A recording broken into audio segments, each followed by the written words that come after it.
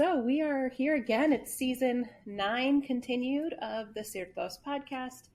We're back with a guest who Nico knows quite well, and this is really exciting. So please introduce yourself, and we'll take it from here. Hello, my name is Duygu. I'm joining from San Francisco today. And I'm originally from Turkey, and I came to San Francisco in 2012 after many other places. And I landed here and stayed. Awesome. Fantastic. Well, tell us a little bit about what you're doing there in San Francisco. Many things. So I don't know where to start. So I love organizing things and bringing people together. So most of the things that I do are around music, community, and culture. And right now I just started a new job. I work at a science museum, exploratorium, and I do corporate fundraising. So this is something that I started doing like 5 years ago when COVID started, ironically, fundraising for art organizations. So that's like how I spend most of my time during the day. And with the rest of my time, I play music, bring people together, have a creative project always. Right now, I have a band, Duygu and friends, me and whoever I can find to play with me. And we play mostly Turkish folk music, but also some songs from Greece, Italy, some Sephardic tunes. I have another music group, Sherbet Collective, and we focus more on Turkish Sufi music. I also started this new initiative called Shift Create, which is connecting art and technology and humanness together. So how can we keep technology more human while like everything is evolving? So I'm just like trying to also bridge the future and past. And, you know, like a lot of other things I probably forgot that I'm doing. I think that's so cool about the art and humanness. I think that comes up a lot in discussions. Like, we need to use technology, right? We're in this age, and sometimes, like, especially with cultural preservation, we're like a little bit behind on things. But I think there's sometimes hesitancy because of the question of like, are we taking the person out of it? You know? So that's so neat. I think it's like we just already talked about it just before we started the podcast about like how these tools help us actually do our creative work faster and easier. So I see it as a tool and like not like how can we just talk about to make it stay like that and like use it for our benefit instead of just being ruled by it. Yeah. Oh, that's so interesting. You're right. We were talking about how AI helps me to edit podcasts, which after 9 seasons, like, I'm not mad at that. You know what I mean? I'm not mad at that because I kind of don't know what I'm doing and I fly by the seat of my pants a lot. So if AI can help me, I'm happy about that. Yeah. Tell us more about the music you're involved in and what you're doing too with these events that you're putting together, and even, I guess, kind of maybe the background of how you got into that or what led you to want to dive into this. Yeah, so my father loves music, and my father's father was working at a stationery store, and they always had instruments come in. So I would just like pick it up and play, like he's a multi-instrumentalist that way. And he also encouraged us to learn music at a young age. So at 7, I say we because I have a twin sister and an elder sister. So usually if I say we, it's me and my twin sister. So we started playing mandolin at the age of 7. And then like we started to learn some keyboard and some like Turkish classical music, like singing really old songs at the age of 12. It was boring. And then of course, like at that time it was boring. then like everybody was playing guitar, so I wanted to learn guitar and started playing classical guitar at the age of like 15. It was really hard to convince our parents to do that because like we wanted to play classical guitar with nails, and my father was like, you cannot use your nails, like use the pick. It's dirty.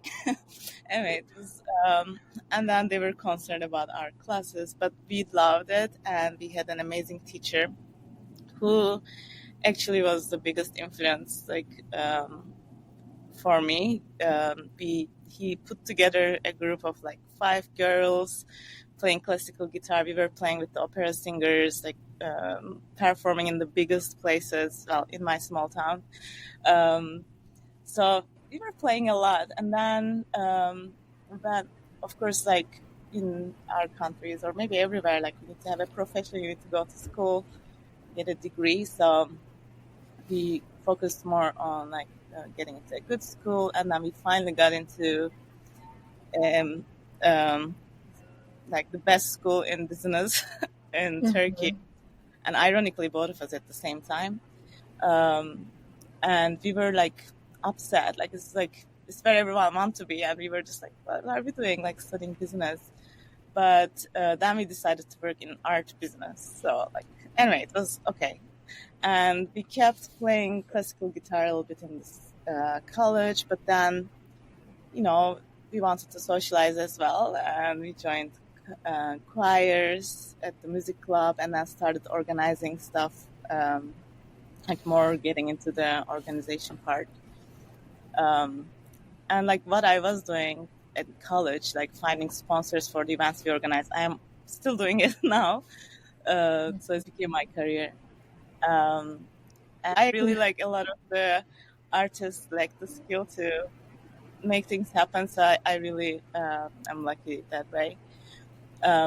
So, and then like after college, I also wanted to travel, and I love learning languages. So we grew up like in my parents, my father's side came from Crete with the exchange of populations, and we always had this like appreciation for Greek culture, like Greek food, Greek music. Like even my grandparents and their family had like accent speaking.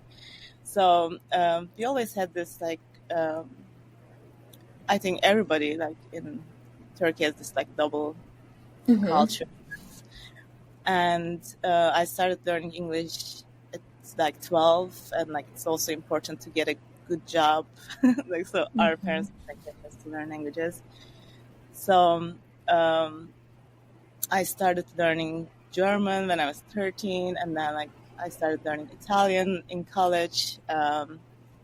So I wanted to live abroad and just explore different cultures.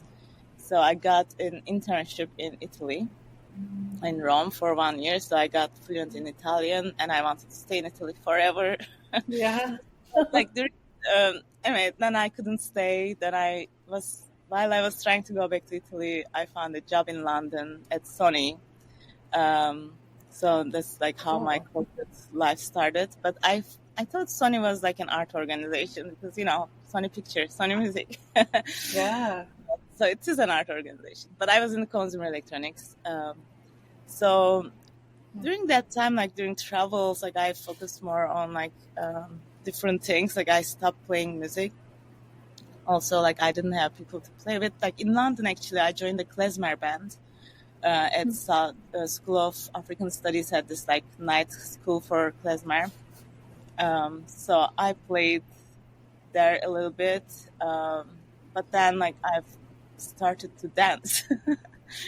I went to Brazil again with my twin sister to explore the dances and music of Brazil. Like for 1 month, we did a road trip.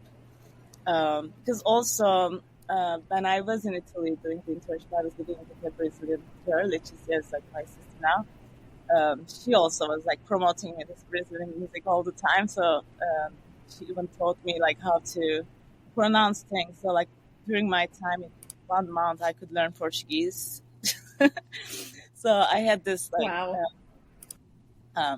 I don't know. I love the Brazilian music and culture a lot. So we spent 1 month, and there I met a dance called forró. It's written as forro, Forro. It's a partner dance. It's very similar to salsa, but the music is delicious. So it's started by great guy Luis Gonzaga from like the northeast of Brazil, and songs always talk about like forró is my love, like for I just live for forró, or like talks about like how people had to leave their houses because of droughts. Like there's like pain and love, and like mostly love for forró, and it's like a very mellow dance. Like it's very close, very intimate, but it's not like sensual. It's just like let's hug and dance, and like people call it like meditation in two. Really cool. So then I learned for in Brazil. Then I went back to Germany. At that time, I was living in Munich. I didn't tell that part. So after London, Sonny sent me to Munich. So when I went back to Munich, I found this classes and community. So in Germany, mostly my time was spent on dancing. I didn't miss any party. I went to festivals. There are a lot of festivals in Europe.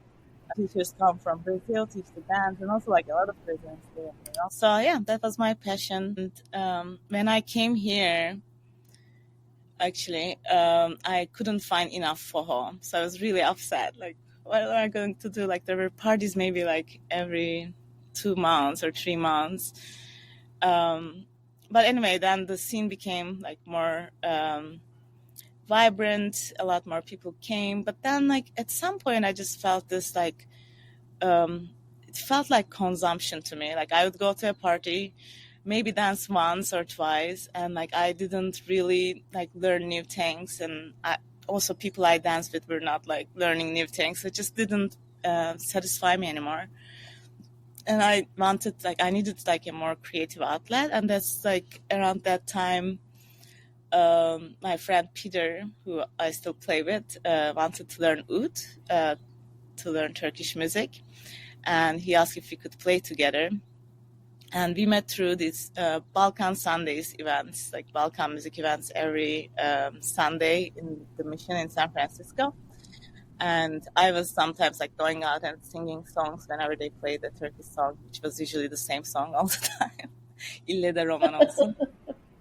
Anyway, so we started playing without like any like real performance. But then like we had a huge repertoire, and then we said like maybe it's time to perform, like play with others and like have a show. So we onboarded some other people, and it was called Duygu and Friends. We tried to find a name for a long time, and then like last day, okay, like we just whatever, let's just call it Duygu and Friends. And one of the name ideas was Çiftetelliyiz, and we didn't play that many Çiftetelli. But anyway, so we had a show on December 2019, which might tell you something. It was like right before COVID. So our first show was in December, and then COVID happened. So everybody went to different places. Like Peter moved to Santa Cruz. Our violinist Leah moved to Inverness. Like someone moved to Miami. I don't remember. Like everybody went to different places. We had some COVID like outdoor shows with live stream during performance project. We kept actually playing a little bit, but then our drummer in the band was also learning accordion. And like I don't know why I love music with accordion. Like forró is with accordion, klezmer is with accordion, like Balkan music is with accordion. And he also loves like every music with accordion. And then actually the songs that I sent to you, Nico, the Greco songs, they also like have a lot of accordion. So we started to play, and somehow like all the repertoire, all the things that I liked came together. To me, it didn't make sense. Like, how can I just like put everything in one like concept together? But then it turned out, because we were singing in Turkish, Greek, Greco, Italian, Ladino, And all the songs, besides having accordion in it, are also songs of the displaced people, or like just like the songs that came out of like this interaction between different cultures, or like that, Ladino, like Sephardic songs are in Ladino, and it's very similar to Spanish, but like it's like you see Turkish verse in it, and then like Middle Eastern rhythms. Or like Rembetiko, like just like all the songs that I love actually are about the mix of cultures, and like the songs that change shapes through travels and exchange of cultures. So that band was called Nakarat, refrain, chorus. We played, like we had like 4+ hours of repertoire in so many different languages.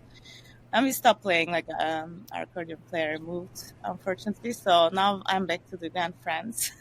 And then, like, I think in 2018, I started to be interested also again, like around the same time, in Sufi music.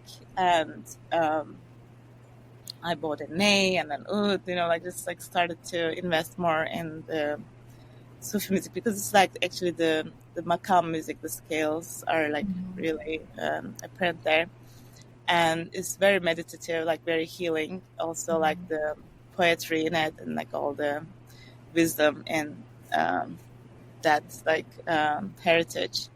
So I started to sing Sufi music. Like we have every Monday a match, like where we come together and sing Turkish devotional songs, do zikirs, which is like the repetition of God's names, just read poetry, drink tea, and also like with my friends from there, we sometimes perform outside, and we have this collective, Sherbet Collective. Sherbet means like the sweet drink, so that refers to the sweetness of divine love. So yeah, that's also another thing I'm doing. We are now getting ready for Shebi Aruz, which is Mevlana''s death anniversary. So we're going to perform a Rast Makam Ayin, like a religious song in December. It's like a 30-minute religious song. It's really hard. But like in the beginning, it doesn't make sense. But then when you play, it's just so cool. It was a long story. No, I love how you said songs that change shape. Like that's so fitting, and that's even when we think about like the name of this podcast, right? Like a circlos changes shape in various areas. It changes shape based on who's dancing it, or who's singing it, or is it played on this instrument or that. Yeah. Like when you really, really let that just sit in your brain, it's like such a cool way to think about music and how you can't extricate experiences lived through, whatever it might be, generational, from music. It influences the shape. That's really neat. Yeah, so I called it nomadic spicy Mediterranean folk song. Nice. Yes. Like nomadic spice Mediterranean folk music. Yes. I wanted to touch on what you had said about the Greco, and if that was, did you start looking into that first, or was it more the Cretan side that with the Greek music? And for those of you who are listening that don't know, the Greco are it's like Magna Graecia, it's the Greeks of Italy and whatnot, with a lot of Ionian influence. You can see it in their dress and attire. So yeah, what I guess, did one lead to the other first, or how did you kind of come across all that, and what interested with you there? Again, with the Greek and the Greek or the Greco first. Yeah, it actually came from a totally different place, from tarantella, from Italian music. So I think like I love pizzica, tarantella, dancing it, and like I love everything about it. So I think that's how I heard about it. Like it was I don't know, it probably showed up in one way or the other, either through a friend recommendation or YouTube recommendation. I don't remember. But like there are a few bands like Getonia and Cardia, which I actually got to see them in Athens just like last month. I was like so lucky. It's so funny. I was in Athens and I was trying to meet a musician friend who was also visiting. And he was going to come to the concert that I invited him to. And then he said, sorry, I cannot come there. I found another concert that I want to go in. I forgot the name of the neighborhood. But I was like, what is he going to? Like, I'm sure he's going to a good concert. I need to see where he's going. So I was like checking online, like who's playing in that neighborhood. And like I saw Encardia and I've been listening to them. I had no idea they lived in Athens. And they had a show at Theater of No in Athens. And I just like the Uber, and I just like went there. And they play a lot of like pizzica, tarantella as well. And like Greco is, I think like the music is also like rhythmically mostly Italian, I think, like as much as I understand. But that was my connection. And then of course, like I was trying to learn how to read Greek because I play Greek music and because it's hard to find transliterated lyrics.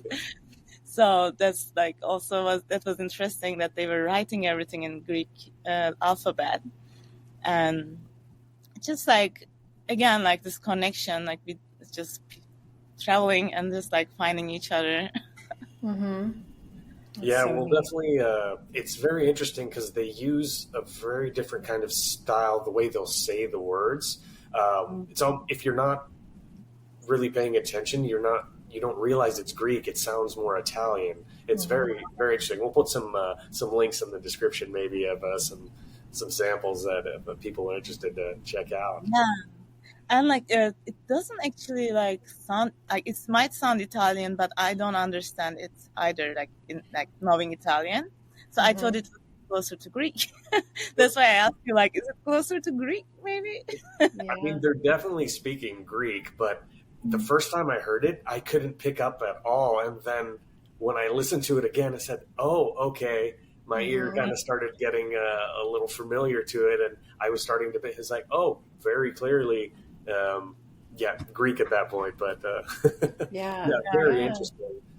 It's amazing how our cultures have intertwined, meshed together over the years. And even I wanted to ask you a little bit more about the whole Cretan side of things with you, because you've shown me some really interesting, very cool videos and information about the population exchange and how the two cultures, despite so much past history, were really intermingled. I mean, I think we forget a lot that, these people lived together for hundreds of years, and, one took culture from the other and vice versa. Everything was shared. They lived in harmony for quite some time. Yeah, and also like when they went to other places, they felt like strangers. They were not accepted, and like they've my grandfather was 3 years old when he came, and I think his sister also was the one that I sent the video of. I think she was born in Turkey, but like because their parents didn't speak Turkish, like they were speaking Greek at home, and she was raised by her grandparents, so like she learned more Cretan than others.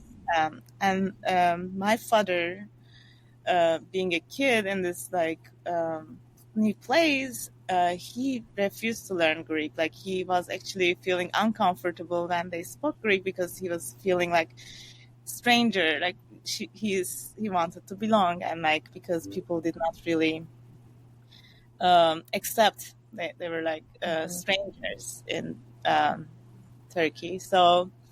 But like there were like never like bad feelings. There was a lot of nostalgia, a lot of like appreciation for the music and the food and the culture.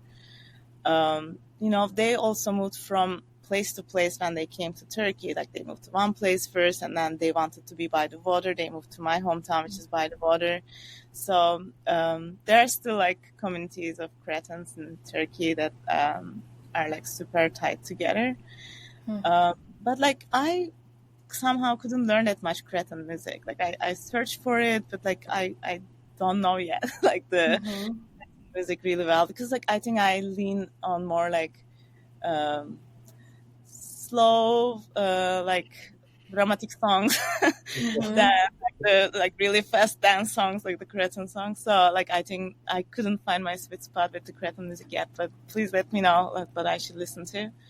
And all of my family, they had the chance to go to Crete together. Unfortunately, because of the visa situations in the US, you know, like it was at the time that I couldn't leave the country, so I couldn't go.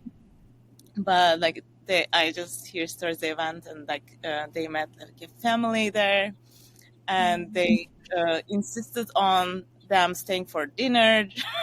So they tried to like talk, but they couldn't. But like there was like this I think young guy who translated a little bit with my sisters knowing English. They translated to Turkish. So there's I think a lot of like love and longing between the cultures, and it's like to me it's like really is sad, but also like in a way like great exchange of cultures. I mean, like that actually didn't need to happen. Like we were already exchanging cultures. We were already mixed.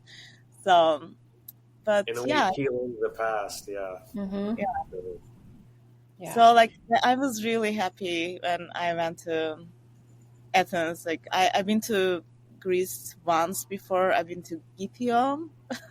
There was like a 5-day program that I attended, but like I didn't really see Greece much. So like going to Athens and just hearing the language, I was just so happy to finally have that connection, because I love the Greek culture. I love music, people, language. So hopefully, actually, I've been learning Greek on Duolingo. Duolingo is not a solution. That's awesome. I think I didn't really know that, you know, when I think about the population exchange, I think about mainland Greece. I guess I didn't know, let's call it that, showing my ignorance, which I'm fine with, that there was a significant amount of people from Crete that, you know, were included in the population exchange. Yeah. I just, you know, it's so interesting when you think about that, like that exchange is still like where you originated from, your origin, right? Your family's origin, wherever that might be, right, is still imprinted in you. So I'm sure there's like that, like Nico, what you're saying, like that connection piece of like, this is kind of cool. Like I'm going back to a place where there's roots at some point in my family. You know, I think like, even if it's subconsciously, if you feel that, I think it can kind of connect things that maybe have never totally connected in your life or felt like there was a complete connection. Yeah, and I also believe in this, like, you know, genes, like recording memory actually, like through the water shared, just like our heritage. Actually, we carry that, like we probably heard, our genes heard the music just like generations before. So I really think there's like a subconscious connection there. Yeah. Oh yeah, I'm a big believer in that. I think for the good or maybe the not so good, right? There's, you know, like now it's kind of like all the rage, if you will, to talk about like generational trauma, you know, and yes, that is part of it. Yes, there is that. And there's also, you know, generational like beauty and connection. And, you know, it's almost like when you meet someone and you're like, we might be long lost something or other, because you just have that weird connection that you can't really explain. Like there's got to be something there, you know, somewhere down the line. So like there's also like, despite similarities, also like there's a hatred, and like there's also like, this like fight among cultures. Like there's like, you know, like in Turkey, what we are having, like with minorities, like Kurdish music was, for example, banned for a long time. And like, there's like, even if we still live together, you know, like just like even like we share so much culture. I think like just talk about the parts that like we appreciate, but there is still also this like fight, which I don't understand. Like so that's why we started this organization like Anatolian Arts Institute, a nonprofit, like to organize like different cultural experiences, like performances or workshops, to like bring people together through arts and culture and like shared cultural heritage. I think that makes it easier for us to like just connect and just like remember like we are one and the same, and then like the rest is just like politics and yeah. What I was saying is that whole part we were talking about a connection, with some, it brings people together, because my great grandma was just from south of Constantinople, Mudanya, and yeah, it's just sometimes you just find people or you gravitate to them. I don't know what it is, but yeah, we can connect with them on those levels, and yeah, it's good to move forward with things, and again, everyone, there was no winners in that, and unfortunately, politics was the whole cause of it, and we're obviously not going to get into that, but right, we'd be here for a little while. We want to talk about the good things that came from that, and learning from our mistakes and moving forward. Yeah, I think like everything I do is just about that, it's just that shared culture, like even if you don't share the culture, shared humanness, like just you're just different, you have different practices, different things we like, different food we eat, different shapes, but like we are all human, and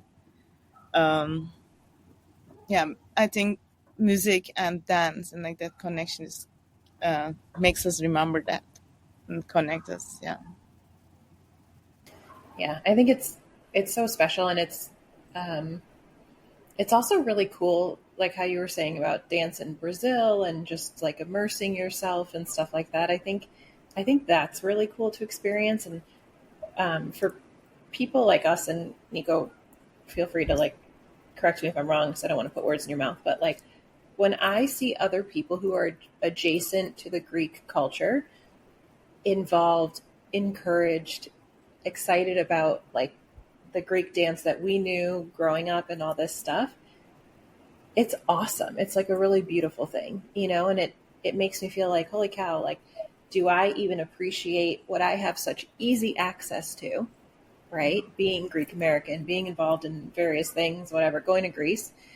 Do I appreciate it enough? Because sometimes you see people like that, they just go, they're so excited about a workshop or dance lessons or this instructor. And for us, it's kind of like commonplace, So I think it's neat when you sort of step back and say like, it's almost like the ultimate compliment when somebody who's not from, if you will, your culture is so invested in learning about it and experiencing it, and like going to Brazil and dancing, or like I lived in Spain for a while, learning like traditional Sevillana and like dancing with the people and learning flamenco from people who originated it, right, which were arguably not Spanish. It's just a cool experience. It's really neat to see that, like here there are like Balkan camps, like Balkan music camp, Middle Eastern camp, like there is like a lot of resources and a lot of interest actually from people. Like it was more active in like 70s, and now the people who started it are like becoming the old generation, and like we're trying to get the new generation up. There's still some interest, but like just life is too fast for people sometimes to go to those things, because you need to take 1 week off, and the booths but then you have the best time of your life, singing, dancing, playing music together. So we actually shot a documentary called Balkan Cisco. It's about the Balkan music scene in the Bay Area. So it talks about the Balkan camp, and like how and why people are learning this music. And like that was the goal, like to understand like why are you excited to learn this music and spending this much time and effort. Like you go to Turkey, learn music. I think it comes to the flavor of the music too, like the rhythms, the bittersweetness that it has in it. I think is something that is also unique to the music of like our side of the world, like that gives people like a lot of like excitement and happiness, giddiness. So there's that, I think, joy and sadness mixed together. Mm-hmm. I can definitely say I've seen more of the younger generation wanting to get involved, which is great. It seemed like it skipped a generation, and kind of what you were saying, they almost felt embarrassed because, to speak their native language. And there's a bunch of Greek Americans I know that their parents were that way, that generation. They wanted to assimilate. They didn't want to speak Greek. And, they said, oh, I wish my parents had spoke Greek to me, or this or that. But it seems that now we have a resurgence. We have, younger generation wanting to get involved, like going to these, Balkan events in general. I know we have one up in Seattle too, Northwest Balkan Fest that we do pretty much every year. So, and it's a great turnout from all the Balkan cultures. So it's motivating. That's Yeah, definitely. And people travel for it. Really, like, just really great way to, like, be community. Like, this, like, my family here, like that Balkan community. And you also have, like, a lot of, like, dances, like, at the churches. Like, is it, like, more, the Greek dances are, like, more also, like, I don't know, like, I really find it fascinating that you have festivals and competitions. Yes, indeed. Taken very seriously, mind you. Yes, it's crazy. And I really love the Greek festival here in, have you been there in Auckland? At the Orthodox church up in the hills? It's beautiful. Yeah, it's one of the bigger festivals at least on the West Coast. That's for sure. And yeah, they bring a good crowd. And it's a good festival, that's for sure. Yeah, but I felt like we need more young people still, like just like. But in general, the population in San Francisco, in terms of like world music, is shrinking, like more to like all generations, but hopefully we will have more young blood too. Yeah, we just got to keep pushing and keep doing it, and they'll find their way. That's how it goes. Yeah, exactly. And also I think it's also seasons, like when I was in Turkey, like I was interested in Western music, and now I'm here, I'm interested more in folk music.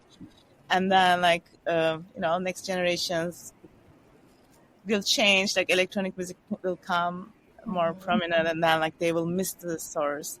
And that's how like Greco, for example, Greco music just started to be more popular, I think, in the 70s. And like when someone like finally took the songs out in the place, and then they became more popular. Now maybe they're losing interest, but then like they will become more popular again. It's just like generation after generation, I think there will be ways. Yeah, and I think we're kind of starting to see a little bit of that bubble up in terms of like instrumentation and people, picking up instruments. For a while. It was like there were only, maybe you weren't really seeing like younger people starting to learn, different, like the lute or whatever it might be. But now you're seeing people start to pick that stuff up, and where are they going to go with it? I'm not necessarily sure. Is it just more like a hobby, or is it something that they're really wanting to learn. But I feel like you're seeing a sprinkle of that around, which is good because that's how you keep things going. The events, like having something to play for, right? Working towards something, I think is really important, because if, it gives people that connection point. It gives you the ability to be like, okay, I need to work on this because I have this coming up or whatever, as opposed to just like, this is my hobby, but that's why, although competition is certainly unique, it gives people something to work towards, right? And it has that connection point, especially for the younger kids. And for us, oldies, I think so too, Nico. It's like, all right, we're all working towards that, So. Yep. And of course, there's a pretty big difference between the East and West Coast. The West Coast, because you brought up the churches and whatnot. The communities tend to be more centered around the churches, just because it was the Wild West back then, and there's a lot less, versus on the East Coast, you have a lot more of the, Silogi, or the specific areas of Greece where these communities come together: Pontians, the Cretans, the Macedonians, Epirotes, all that. You have more of that, plus the churches. So, different dynamic where you go, again, depending on, how things developed in the areas. Yeah. West Coast is very far from everything. it's like everything is weirdly organized somehow. You need to find your own way to connect with things. Yeah. Well, and kind of, what you were saying about languages and how it's a little bit different, but Nico, what you were saying, you didn't necessarily pick up on the Greek at first. You know what I mean? It's almost similar to in a way, Spanish and Portuguese, right? If you can read Spanish, you can read Portuguese. If you can speak Spanish, you might speak Portuguese, but it's so different to the ear. Greek, do you have a strong dialects that you wouldn't be able to understand from certain regions? There's the Vlach, I would say, is the hardest.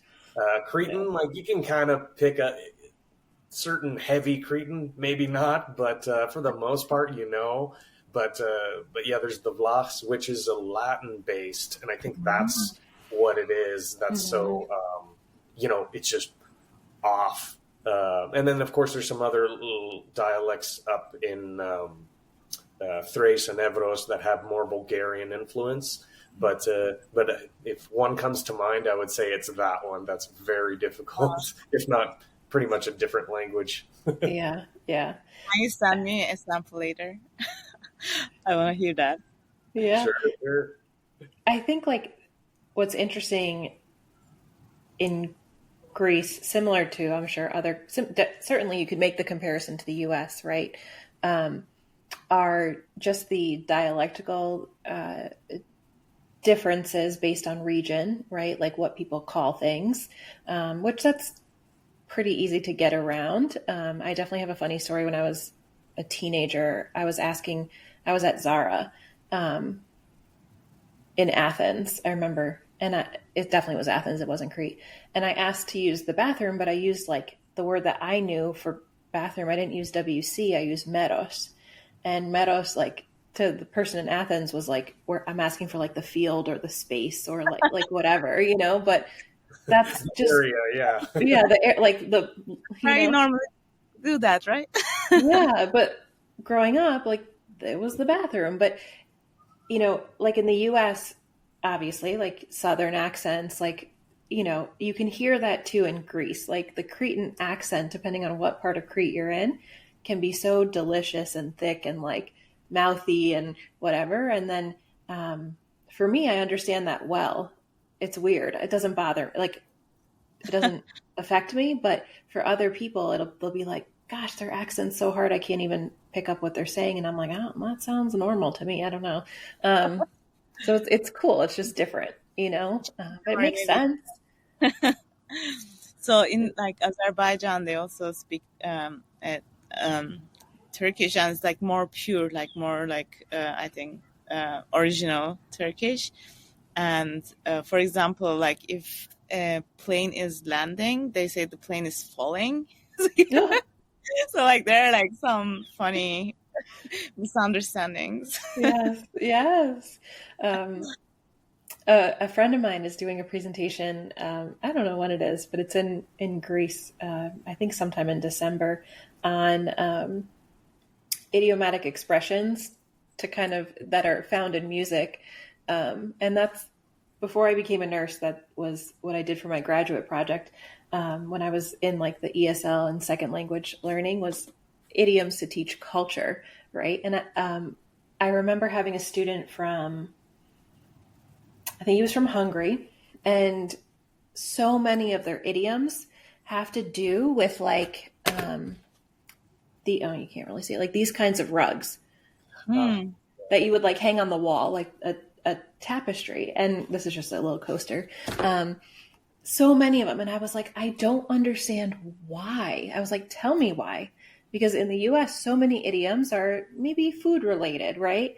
And he's like, this is what's important. He's like, everybody has these tapestries similar to this. This is not exactly it, but you know what I mean? Hanging from their walls. It's decoration. It's like your family kind of crest is that patterning. And I'm like, oh, so I think that stuff is just fascinating. It's so cool to hear like how people describe like what's normal. Like the plane is falling. Okay. Well, that means something different to me, It's just so cool. That's why I also love learning languages, because that's how you understand the culture fully. Mm-hmm. Yeah. Like for example, Germans have a saying, "Warum einfach, wenn es auch schwierig geht," which means like, why do I choose the easy way when I can make it harder? Which explains a lot about the culture. They would agree. So yeah. Huh. I really love learning idioms for that. Yeah. That's so cool. I love how that just like rolled off your tongue too. You know what I mean? Like that's a complex sentence. There's a great Instagram profile that does that with Greek sayings in English, and it's just the most hilarious thing to read. And it's just so awkward. Like your eyes 14 means like keep your eyes open, mm-hmm. Or other just random stuff. You're like, this makes no sense. Mm-hmm. Mm-hmm. Right now. But maybe it makes sense at some point. in English, but yeah. Right. Like piece of cake. I remember, oh gosh, I'm having flashbacks to like early 2000s. And he was just like, why do you care about a piece of cake? I'm like, it means it's easy. He's like, how is cake easy? And I'm like, I don't know. It's just a piece of cake. It's simple. It's easy. It's there. He's like, huh. And then he'd be like, the rug is crooked. And I'm like, why does that mean anything? It was the funniest thing. If memes were a thing back then, we would have been a living meme, because we were trying to, equate culture and whatever. And I was like, piece of cake, it's easy. And I'm like, okay, the rug is hung straight. That means it's easy? I don't know. Like, it doesn't make sense, But anyway, I just think that stuff is so cool. And it's neat too that every culture has that, right? We all have like our things. Like, I want to learn Greek, so you should help me. That's my next. Well, we can. There's Greek schools too. There's a pretty good one in what area are you in? Again? I'm in San Francisco. You like Bernal Heights. Okay. You're kind of close to the church. They have a Greek program. And I think they do. Now I think they have one for adults. So I'll get you in contact with the organizer. I was there. Actually, they made an event about Smyrna. Like there was this like commemoration event that I went. They actually reached out to us to check in, like if we were okay, because like they were surprised that like 2 Turkish people were just like signed up and going to that event. Really nice. They took care of us. It's like, are you okay? And my friends were playing. It was really nice. I loved that church, and I really wanted to go back. And if you know someone, I would love to, connect course, again. yeah, yeah. I love that. Yeah. I Next love time we will do the podcast in Greek. that. In 10 years. I'll be in the meadows. I'll be somewhere, but not the literal one. That like, the space, the place, the thing. So you Greek, Maria, too? I do. My Greek is not as good as it should be. I think part of it is just my own affective filter. I don't want to make a mistake. I want to get it perfect, and I need to let that go. But yes, I'm the type of person who like I'll listen to everything in Greek and I'm following along. Like I get it, but I'll respond to you in English until I get comfortable, and then or like have like maybe a glass of wine, and then it comes out. So yeah, exactly. Then it'll really come out. But Nico can be your teacher. He's probably the better teacher. Yeah. No, I don't know about that. I think so. It's hard to teach your own language because like you just speak it and you don't know the patterns, and this is like hard to explain it. Yeah. If you don't know the patterns, because I tried to teach Turkish and it was like, wow, I didn't expect it to be hard. So you need to. That's the way I feel about it. It's just like I don't want to make a mistake because I want to teach you. I have to teach it properly so that you don't look like a fool. Or sound like a fool. Yes. Yeah. But yeah. part of it, like when you learn a language, you should accept to feel like a baby. Like you're smart, you want to say things, smart things, but then you're not capable of saying it. You look like a baby. Yes. So, yes. I'm excited for that. Yeah. Yeah. But it's so right about knowing like all the conjugations and this and that. It's just not how we learn it as our native language, right? So the hardest class I ever took in my graduate program was like essentially a grammar class in English, because it was like, and we got deep into grammar, right? And it was very difficult. Nope. I don't know how I learned English. I don't think I could have done it if I learned when I was more conscious. So it just we learned through memorizing, like writing everything 10 times. And just Yeah.